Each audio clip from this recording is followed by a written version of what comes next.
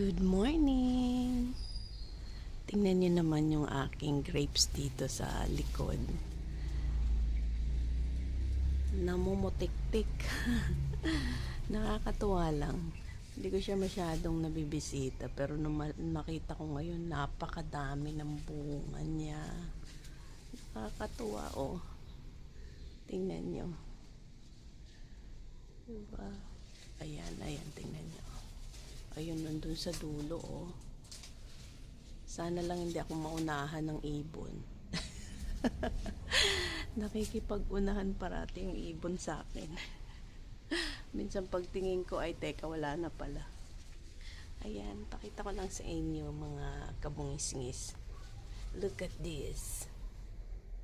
Ayan, oh, nasa dulo siya, natatabunan ng mga... Actually, itong grapes ko, medyo ano na to, matagal. Ayun, ang dami niya oh. Kahit nandito sa ayun, yan. Pakita ko lang. Ayan. See? 'Di ba? Hindi ko rin nakalain na ano. Ayan. Kumbaga masipag siyang masipag siyang mamunga, lalo na pag pinuprune mo. Ayan, nakikita niyo.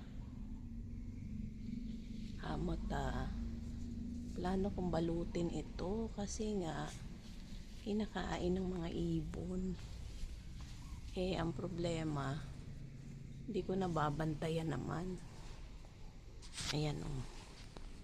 Pag medyo nag-iba na yung kulay niya, update ko kayo. Iyon lang, mga kabungis-ngis. Bye-bye!